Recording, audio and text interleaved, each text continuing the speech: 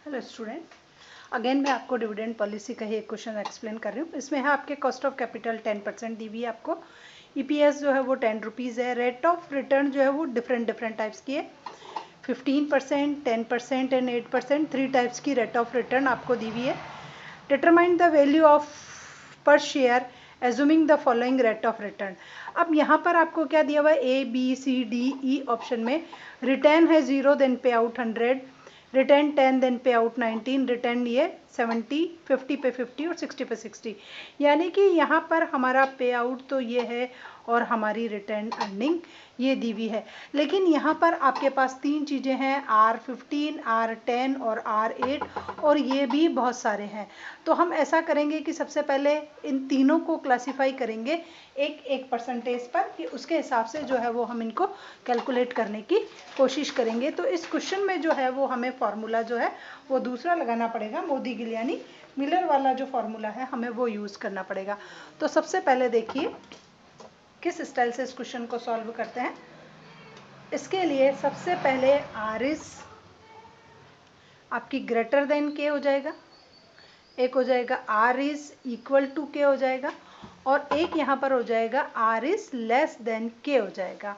तो आर सबसे पहले 15% जो है वो किससे ग्रेटर है, आपकी कॉस्ट ऑफ कैपिटल 10 है उससे ग्रेटर है। एक बार ये दोनों ही आपके 10 जो है वो इक्वल है, और यहाँ पर आपकी जो है रेट ऑफ रिटर्न तो ये है 8 और ये है आपका 10। इस स्टाइल से मैंने इसको 3 पार्ट में डिवाइड कर दिया। देखिए R is 15, R is 10 and R is less than 10। इस स्टाइल से हम इस क्वेश्चन को जो है वो सॉल्व करने की कोशिश करेंगे। तो सबसे पहले लेते हैं हम आर इज, ये पे आउट आपका क्या है 0, तो यानी कि पे आउट 100%। ए जो वाला ऑप्शन है आपका वो कह रहा है कि पे आउट जो है वो आपका 100% है। तो पे आउट 100 पे हमें इस क्वेश्चन को सॉल्व करना पड़ेगा।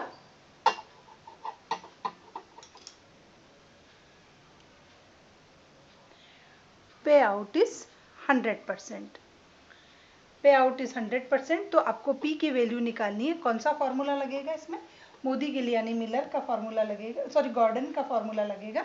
तो गॉर्डन का फॉर्मूला है E1 माइनस बी अपॉन के ई माइनस बी आर, के ई माइनस बी आर। तो अब हमें यहाँ क्या करना है, सबसे पहले देखिए कि ये आपका क्या हो गया, यहाँ पर आपका रिटेन अर्निंग है 0, पे आउट 100% हो गया। इसका मतलब आपका बी जो आएगा वो 0 आएगा। पे आउट क्या है आपका 100% है। अभी मैंने पहले ही बताया कि बी इज इक्वल टू क्या होता है 1 माइनस पे आउट, 1 माइनस पे आउट। तो जब आपने 100 पूरे में से पूरा माइनस कर दिया, 1 में से 1 पूरा का पूरा चला गया, 100% में से 100%, तो आपके पास बचा 0। तो यहाँ पर हर जगह बी जो है वो आपका 0 आएगा। बी क्या आएगा आपका 0 आएगा, क्योंकि आपका पे आउट तो जो है 100% है। तो बी आपका क्या है 0 दे रखा है क्वेश्चन में। तो तीनों में आप यही लिखोगे। आपकी अर्निंग जो है वो कितनी है 10 रुपीज़ है। 1 माइनस 0 अपॉन के ई में आपकी देखना कॉस्ट ऑफ कैपिटल जो है, कॉस्ट ऑफ कैपिटल आपकी 10% दे रखी है। तो कॉस्ट ऑफ कैपिटल आप 10% लिखोगे, और उसमें से आपको माइनस करना है बी इंटू आर। तो बी आपकी 0 है और आर आपकी क्या है, यहाँ पर आपकी आर 15% है। तो 0.15 से आप इसको इस स्टाइल से करोगे। तो यहाँ पर अगर आप देखते हो तो यहाँ पर क्या आएगा, इसमें से अगर हमने माइनस किया तो 0, 0.10 में से माइनस किया 0 तो 0 का 0 ही रहेगा, और ऊपर जो है 10 को मल्टीप्लाई किया हमने, 1 में से 0 गया इससे, तो आपका 10 ही आएगा। इसमें से क्या 0 गया तो 1 ही बचा, इसको मल्टीप्लाई किया तो 10 आया। तो यहाँ आपका आंसर फर्स्ट जो आएगा वो 100 रुपीज़ का आपका इसमें आंसर जो है वो निकल करके आएगा। नेक्स्ट में देखिए आप वापस ई है आपका, ई कितना है वही 10 रुपीज़ है आपका ई, वापस वही 1 माइनस बी, बी इसमें सभी की सेम रहेगी वही 0 है, अपॉन यहाँ पर आपकी के ई जो है वो 10 है तो 0.10 रहेगी, माइनस बी आपका 0 ही था, और ये भी आपका क्या था माइनस, इसमें 10 है तो 10 आएगा। तो यहाँ पर सभी का आंसर फर्स्ट में तो 100 ही आएगा तीनों में, क्योंकि b 0 होने की वजह से तीनों का आंसर जो है वो सेम आएगा। 0 ही माइनस होगा, 0 ही होगा तो आंसर आपका सेम रहेगा। नेक्स्ट स्टेप आप देखिए कि पे आउट इज 90%। जब आपका पे आउट है 90%,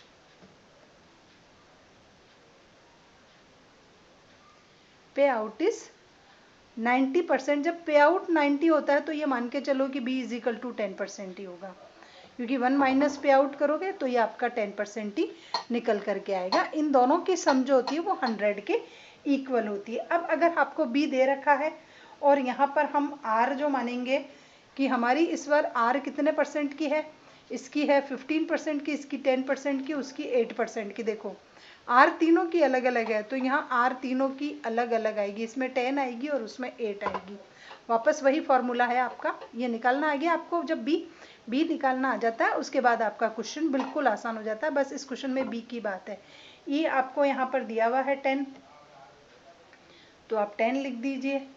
वापस 1 minus 0.10 upon cost of capital आपकी वही है 0.10 कॉस्ट ऑफ कैपिटल। इसमें से आपको माइनस करना है आपकी जो रेट ऑफ रिटर्न है 0.15 को मल्टीप्लाई करना है आपकी इस b से, यानी कि 10 से, 0.10 से मल्टीप्लाई करना है।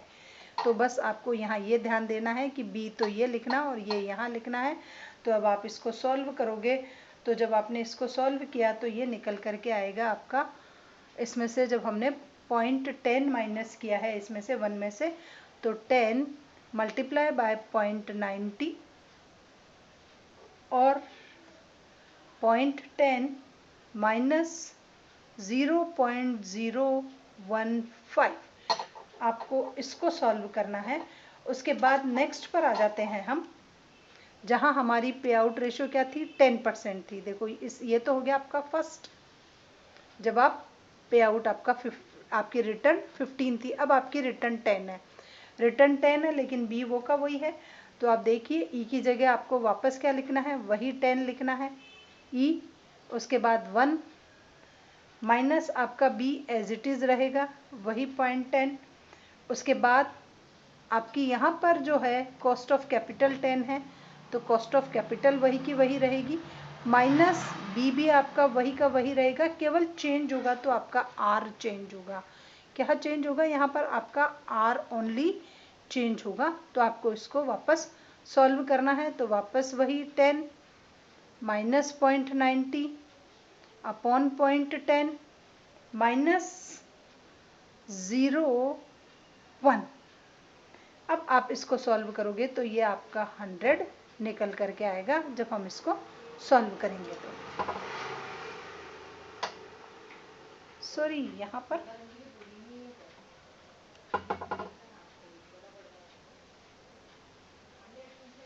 नेक्स्ट है आपका 8% से निकालना है हमें।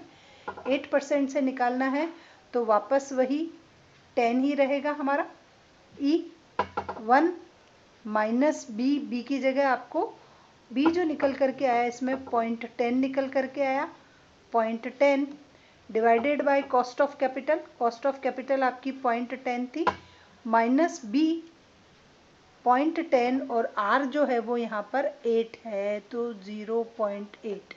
आपको इसको सॉल्व करना पड़ेगा और जब हम इसको सॉल्व करते हैं तो हमारे 98 रुपीज़ आएंगे। तो ये सबसे पहली फर्स्ट टाइम पे तो क्या था जब 0 था, सेकंड टाइम में जब आपका बी जो है यह होता है। नेक्स्ट हम करेंगे व्हेन पे आउट इज 70%।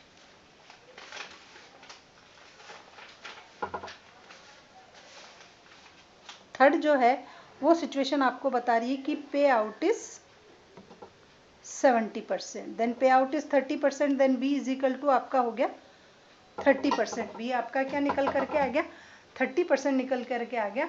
तो आप चाहो तो बी आर को पहले भी निकाल सकते हो। बी आर को हम क्या कर सकते हैं, पहले भी निकाल सकते हैं। बी हमारा कितना है 0.30 और पहली जो रेट ऑफ रिटर्न थी वो थी आपकी 0.15। दूसरे में क्या था 0.30 और रेट ऑफ रिटर्न थी आपकी 0.10 और तीसरे में आपकी थी 0.30 और रेट ऑफ रिटर्न थी आपकी 0.08। इस स्टाइल से देखिए बी आर जो है वो निकल करके आएगा आपका, अगर आप इसको इससे मल्टीप्लाई करते हो तो निकल करके आएगा 0.45। आप चाहो तो क्वेश्चन में बी आर को पहले भी निकाल सकते हो। इसका जो बी आर आपका निकल करके आएगा वो आपका बी आर निकल करके आएगा 0.03। ये आपका बी आर निकल के आ गया, बी इंटू आर कर दिया। इसका जो आपका बी आर निकल करके आएगा वो आएगा 0.24। तो हम चाहे तो बी आर भी पहले से निकाल सकते हैं। देखो यहाँ पर इस क्वेश्चन में मैंने आपको क्या क्या बी आर निकाल लिया। जब आपका पे आउट 70 है इसका मतलब आपका बी क्या है 30 है, बी 30 है। यहाँ पर 30 कॉस्ट ऑफ कैपिटल यहाँ पर आपको दी हुई, सॉरी रेट ऑफ रिटर्न 15% ही थी फर्स्ट वाले में, इन दोनों को मल्टीप्लाई किया। दूसरे वाले में रेट ऑफ रिटर्न 10% थी तो इन दोनों को मल्टीप्लाई किया। तीसरे वाले में रेट ऑफ रिटर्न आपकी क्या थी 8% थी, क्योंकि क्वेश्चन में आपको बता रखा थर्ड वाली में 8 है तो आपको 8 से कम बी आर निकल करके आ गया। अब आप चाहो तो इस क्वेश्चन को वापस वैसा का वैसा जमा दो, वापस वही फॉर्मूला है आपका कि आपकी ये जो है सबसे पहले जो आपको लिखनी है ई, तो ई इज इक्वल टू आपका ये आ गया 10, 1 माइनस बी, बी आपका 30 था वो निकल करके आ गया, अपॉन कॉस्ट ऑफ कैपिटल। तो कॉस्ट ऑफ कैपिटल यहाँ पर 0.15 थे, 0.15 आपने लिख दिए और उसके बाद बी आर। अब मैंने यहाँ डायरेक्ट बी आर ही निकाल लिया है, तो अब आप क्या करोगे इन क्वेश्चन में डायरेक्ट बी आर को ही लिख दोगे 0.45। ये आपका जो है वो निकल करके आ गया पहला। दूसरी सिचुएशन में वापस वही लिखोगे 10, वापस 1 minus b as it is रहेगा आपका 30 का 30।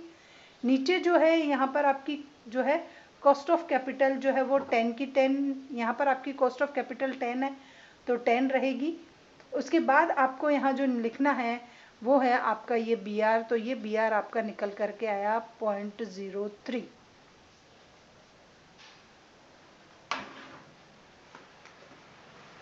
उसके बाद आप इस क्वेश्चन को सॉल्व करोगे तो यहाँ जो आपका निकल करके आएगा कॉस्ट ऑफ कैपिटल इस क्वेश्चन में आपको दे रखी थी 10 ही आएगी सब में, cost of capital 10, cost of capital 10, cost of capital 10। अब यहाँ पर आप देखिए सबसे पहले आपको क्या लिखना है ई, तो ई हमारा था 10 rupees minus, sorry 1 minus b, 1 minus b, b था आपका 0.30। उसके बाद थी कॉस्ट ऑफ कैपिटल 0.10, 0.10 में से हम माइनस करेंगे यहाँ पर ये जो मैंने निकाला है उसको 0.24 को। ये बात वापस समझ लो, देखो ये जो लिखा था मैंने वो था ई 1 माइनस बी, यहाँ पर आपकी कॉस्ट ऑफ कैपिटल 10% दी हुई है, पूरे क्वेश्चन के लिए 10% है तो 10 10 10 ही आएगा। जब बी आर निकाला तो यहाँ 15% थी, यहाँ 10% थी, वहाँ 8% थी, इसलिए इसका बी आर अलग आया, इसका बी आर अलग आया और उसका बी आर जो है वो अलग आया। अब हम इसको सॉल्व करेंगे तो ये आएगा आपका 10 मल्टीप्लाई 0.7 डिवाइडेड बाय 0.55। तब आपने इसको सॉल्व किया तो ये निकल करके आया आपका 7 डिवाइडेड बाय 0.055, तो ये निकल करके आएगा 127। यहाँ पर इसको सॉल्व किया तो ये भी वापस वही निकल करके आएगा 0.7, और जब मैंने नीचे वाले को सॉल्व किया तो ये निकल करके आएगा 0. इन दोनों को जब मैंने सॉल्व करूँगी तो ये निकल करके आएगा आपके 0.7। जब मैंने इसको वापस सॉल्व किया 7 divided by 0.7 is equal to निकल के आएगा आपके 100 रुपीज़। नेक्स्ट इसको सॉल्व करते हैं तो ये तो वही 10 का 10 रहेगा, वापस 0.7 का 70 का 70 ही आएगा, डिवाइडेड बाय इन दोनों को जब मैं करूँगी तो ये आएगा 0.76 जो है वो निकल करके आएगा, और जब इसको आपने सॉल्व किया तो 92 रुपीज़ जो है वो आपका निकल करके आएगा। इस स्टाइल से आपको सॉल्व करना है। नेक्स्ट आता है कि जब पे आउट इज़ 50%। अब यहाँ पर ये क्या कह रहा है, पे आउट इज़ 50%, आपका पे आउट जो है वो 50% है, it means b is equal to also 50% आपका बी है। देखिए बी वापस क्या आ गया 50% आ गया, तो आप वापस बी आर निकाल लीजिए। बी आर के लिए वही होगा बी, बी हमारी यहाँ पर क्या है 0.5, 50% है इसका मतलब 0.5 है, और कॉस्ट ऑफ कैपिटल यहाँ जो रिटर्न की रेट है वो पहले में 15% है, पहले में 15% होने की वजह से जो बी आर निकल के आएगा वो आएगा 0.075, ये बी आर निकल के आएगा। दूसरे का बी आर हम कैसे निकालेंगे कि यहाँ पर जो है आपकी इसमें जो है b इंटू आर निकालना है, तो b तो सबका सेम है 0.50, लेकिन यहाँ पर जो रेट ऑफ रिटर्न है वो आपकी 10% थी तो 0.1, इसको जब आपने मल्टीप्लाई किया तो आपका बी आर निकल करके आया। तो पहले का बी आर ये निकल करके आया, दूसरे का बी आर आपका ये निकल करके आया। तीसरे को भी वापस बी आर निकालना है, b सबका सेम है 0.5, लेकिन यहाँ रेट ऑफ रिटर्न क्या थी आपकी 0.80 रेट ऑफ रिटर्न थी, तो यहाँ पर जो बी आर निकल करके आएगा वो ये निकल करके आएगा। तो बी आर अब आपको तीनों का बी आर मिल गया, इसका बी आर ये रहा, इसका बी आर ये रहा और उसका बी आर ये रहा। वापस फॉर्मूले में आप वैल्यू पुटअप कर दो, ई जो है वही आपका 10 है, 1 माइनस बी, बी बिल्कुल सेम रहेगा सभी का 0.5। उसके बाद कॉस्ट ऑफ कैपिटल सभी के सेम है, वही 10 की 10 रहेगी, माइनस बी आर में आप बी आर की वैल्यू को पुटअप कर दीजिए, फिर इसको सॉल्व कर लीजिए। वापस यहाँ पर भी वापस वही 10, 1 माइनस एज इट इज़ 0.50, वापस कॉस्ट ऑफ कैपिटल भी सेम है, बस बी आर की वैल्यू में चेंज है, तो यहाँ पर इसकी बी आर की वैल्यू चेंज कर दीजिए।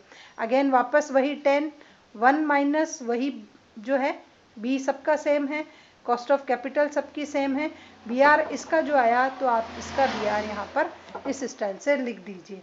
अब आप इस क्वेश्चन को सॉल्व कीजिए, तो जब इसको सॉल्व किया तो यहाँ पर निकल करके आया 10 मल्टीप्लाई बाय 0.5 और डिवाइडेड बाय 0.25, तो ये आपका निकल करके आएगा 200 रुपीज़ जब आप इसको सॉल्व करोगे।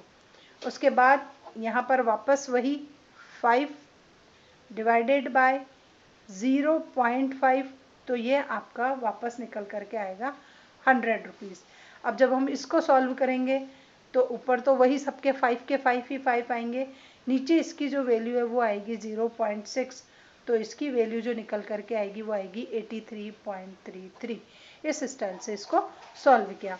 नेक्स्ट जो आता है वो आ रहा है आपके 40% पे, कि सेम इसी क्वेश्चन को हमारे को निकालना है कि व्हेन पे आउट इज 40%, तो आप ऐसे ही निकाल सकते हो कि पे आउट इज 40%, तो आपका बी जो है वो क्या आ जाएगा 60% आ जाएगा, और जब बी 60 आ जाएगा तो सब में आपको सेम ऐसे ही बी आर की वैल्यू निकाल करके और इस क्वेश्चन को सॉल्व करने की कोशिश करनी चाहिए। नेक्स्ट जो मैं आपको क्वेश्चन करवाना चाह रही हूँ वो क्वेश्चन जो है वो कुछ अलग फॉर्मूले वाले हैं। अब उन अलग क्वेश्चंस को देख लीजिए कि यहाँ पर क्या है कि एक company has presented outstanding 10,000 share selling 100 each, की एक कंपनी जो है वो प्रेजेंट में अपने 10,000 शेयर और 100 ईच सेल कर रही है, thinking declaring dividend, dividend distribute करने की सोच रही है 5 रुपीज़ पर शेयर इन करंट ईयर, और जो है आपकी कैपिटलाइजेशन की रेट जो है वो 10% है, नो डिविडेंड डिक्लेयर और ए डिविडेंड इज डिक्लेयर। आपको बताना है कि क्या कंपनी डिविडेंड डिक्लेयर करे या नहीं करे। जब कंपनी डिविडेंड डिक्लेयर करती है तो शेयर का प्राइस क्या होगा, जब कंपनी डिविडेंड डिक्लेयर नहीं करती है तो शेयर का प्राइस क्या होगा। तो आपको इसके लिए कुछ अलग फार्मूले जो है वो अप्लाई करने पड़ेंगे।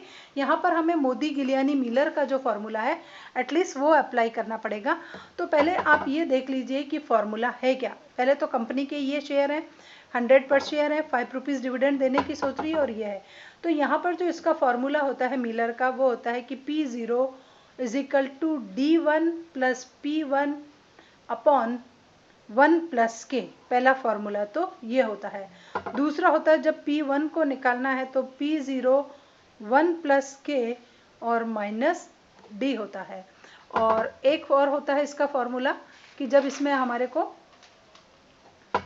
P1 निकालना हो तो ये वाला फार्मूला है और P0 निकालना होता है तो ऊपर वाला फार्मूला है। अब पहले समझ लीजिए कि रियल में किस किस की क्या वैल्यू है। तो P0 मीन्स होता है, क्या होता है P0 means starting market value of equity share. P0 means जो होता है जो स्टार्टिंग में वैल्यू होती है वो होती है मार्केट प्राइस क्या है इक्विटी शेयर का। और P1 है कि लास्ट टाइम में जो है क्या वैल्यू थी, लास्ट टाइम में इसकी क्या वैल्यू थी मार्केट प्राइस, वो हो गया। D1 है पर share dividend at last time. D1 means जो होता है वो होता है कि आपने लास्ट टाइम क्या डिविडेंड दिया। D1 का मीनिंग क्या होता है कि लास्ट टाइम जो डिविडेंड दिया आपने वो होता है, और के है हमारी कॉस्ट ऑफ कैपिटल।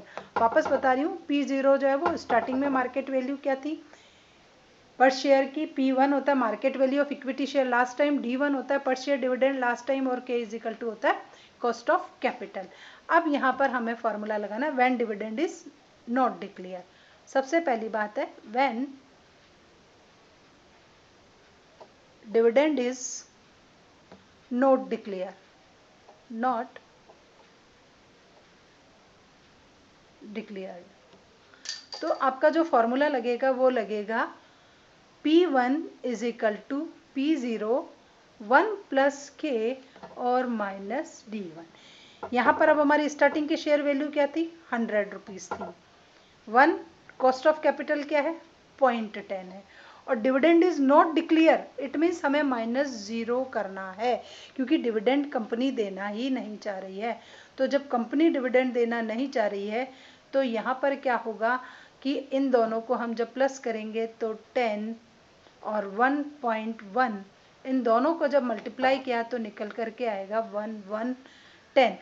अब ये तो क्या हो गया कि जब कंपनी को डिविडेंड नहीं देना है। अब सोचिए कि अगर कंपनी को डिविडेंड देना है, तो कंपनी को डिविडेंड देना है तो क्या होगा, वापस वही P1 is equal to P0 1 plus K और माइनस करना है D1। तो P तो हमारी वही रहेगी 100, 1 प्लस 0.10, और यहाँ पर माइनस करेंगे हम 5 रुपीज़ जो है उसको माइनस कर देंगे। तो ये जो 100 था 1.1 था -5, इट मीन्स 1 में से 5 माइनस किया तो when dividend is not declare, तो शेयर की वैल्यू जो होगी वो हमारे 105 होगी। नेक्स्ट क्वेश्चन है कि विमल लिमिटेड है, 10% करंटली कॉस्ट ऑफ कैपिटल उसकी 10% है और उसके पास 1 लाख रुपीज़ शेयर है, 100 ईच का है। Firm is declare to dividend 15 rupees at the year. यहाँ पर जो है वो 15 रुपीज़ का डिविडेंड देना चाह रही है। What will the value of share, share की वैल्यू क्या होगी if the dividend is declare, अगर डिविडेंड नोट डिक्लेयर किया जाता है तो शेयर की वैल्यू होगी, और what will be it declare, अगर डिक्लेयर करे तो वो क्या होगा। वापस आपको वही फॉर्मूला लगाना है कि when dividend is not declare. सबसे पहली बात कि when dividend is not declare, तो जब डिविडेंड नहीं दिया जाता है तब हमें शेयर की वैल्यू निकालनी है, तो वही होगा P1 is equal to P0 1 plus K और माइनस D1। P की वैल्यू वही होगी कि वो स्टार्टिंग का मूल्य नीचे कर लो, तो शेयर का जो वैल्यू है वो हमारे 100 है। 1 कॉस्ट ऑफ कैपिटल आपको दे रखा है 10% है तो 0.10, और डिविडेंड डिक्लेयर किया जा रहा है व्हेन डिविडेंड डिक्लेयर। अच्छा, डिविडेंड जब नहीं डिक्लेयर दिया जा रहा है तो हम यहाँ मानेंगे 0 मानेंगे, तो अगेन आपका आंसर वही आएगा। जब हमने इसको मल्टीप्लाई किया 1.1 से तो 110 हमारा आंसर आएगा। अब ये कह रहा है कि अगर डिविडेंड दिया जाता है, when dividend is declare, when dividend declare, तो दिया जाता है तो P0 तो क्या होगा 100 होगा, 1 प्लस कॉस्ट ऑफ कैपिटल है आपकी 0.10, और डिविडेंड यहाँ पर 15 रुपए का है तो 15 रुपीज़ आपको माइनस करना पड़ेगा। 100 मल्टीप्लाई 1.1 माइनस 15 देन 1010, और उसमें से हमें माइनस करना है 15, इट मीन्स 95 रुपीज़। अगर डिविडेंड दिया जाता है तो शेयर की वैल्यू 95 रुपीज़ होगी, और अगर डिविडेंड नहीं दिया जाता है तो शेयर की वैल्यू जो है वो 110 रुपीज़ होगी। तो ये था आपका एक अलग से और फॉर्मूला।